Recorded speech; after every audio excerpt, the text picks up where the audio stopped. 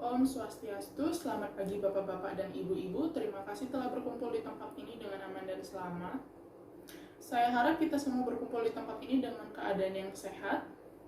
Saya Vera Sitorus dari Bidadari Tour and Travel. Saya di sini sebagai pemandu wisata dan pemberi informasi kepada Bapak-Bapak dan Ibu sekalian. Bersama kita ada Pak Yanto sebagai supir perjalanan wisata kita.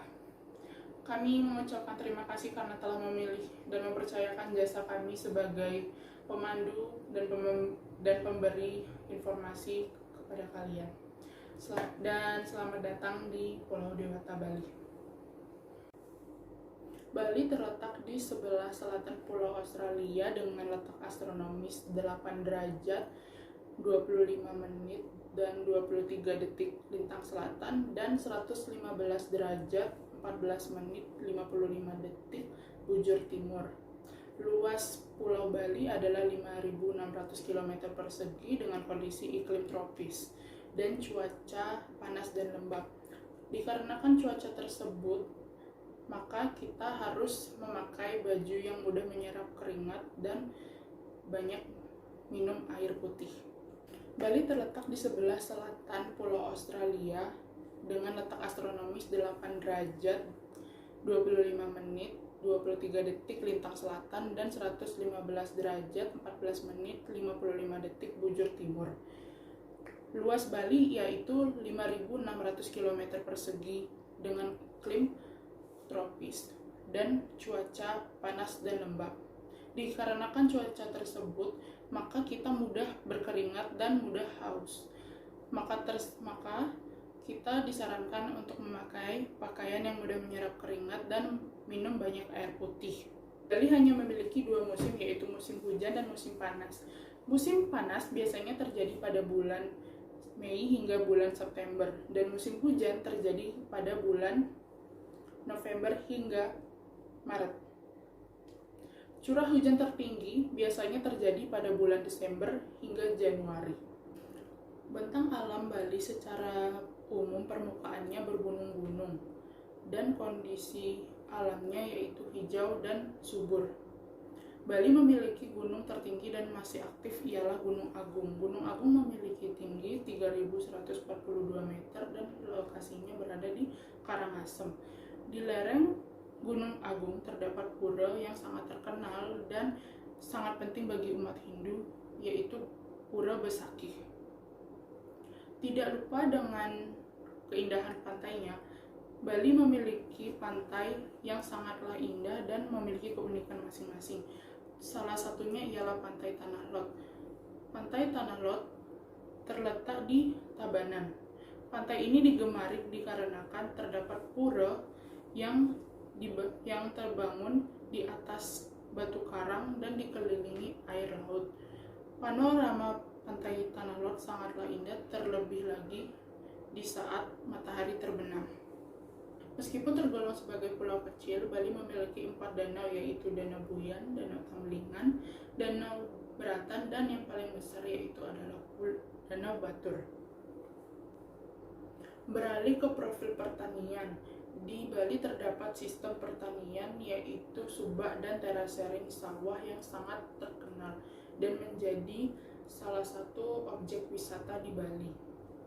Terasering sawah adalah sistem pertanian yang sawahnya dibangun seperti tangga atau bertingkat-tingkat dengan tujuan untuk mencegah ataupun mengurangi terjadinya longsor. Hasil perkebunannya juga tidak kalah terkenal, yaitu kopi Bali. Sebagian besar turis luar kota maupun luar negeri telah mengakui cita rasa kopi Bali yang sangat nikmat. Kopi Bali yang dominan ialah kopi Kintamani dan kopi Banyumatis. Di Bali terdapat juga buah-buahan segar yaitu jeruk Kintamani dan salak Besakih. Dikarenakan kondisi alamnya yang hijau dan subur, di Bali terdapat flora dan fauna. Fauna yang terkenal di Bali ialah jalak Bali. Jalak Bali merupakan burung yang sangat indah dan hanya terdapat di Bali. Flora yang terkenal ialah Kamboja, yang menjadi ciri khas Bali dan sebagai penanda bulan baik. Bahkan bunga Kamboja dianggap masyarakat Bali sebagai sari alam. Populasi di Bali ada 4.360.000 jiwa dengan 80% penduduk asli dan 20% penduduk pendatang. Mayoritas di Bali adalah beragama Hindu dan suku etnis Bali. Bahasa daerahnya tentu saja bahasa Bali. Dengan 4 juta populasi jiwa tersebut, masyarakat Bali pada awalnya pekerjaannya ialah petani dan sebagian besar bekerja pada sektor pariwisata. Bali memiliki sejarah tertua. Dahulu pada abad ke-8 hingga ke-14 terdapat sebuah kerajaan yang dipimpin oleh Sri Kesari Warmadewa dan sang permaisuri bernama Mahendradatta. Sang permaisuri wafat dan diabadikan di sebuah candi di desa Berusan. Arcanya merupakan perwujudan dari Dewi Durga dan ditemukan di daerah Putri atau Gianyar. Peninggalannya adalah prasasti Belanjong yang ditemukan di daerah Sanurkau dan Pasar, Bali. Sejarah pariwisata Bali dapat ditelusuri semenjak kedatangan pelaut Belanda pada tahun 1597, yaitu Cornelius de Houtman.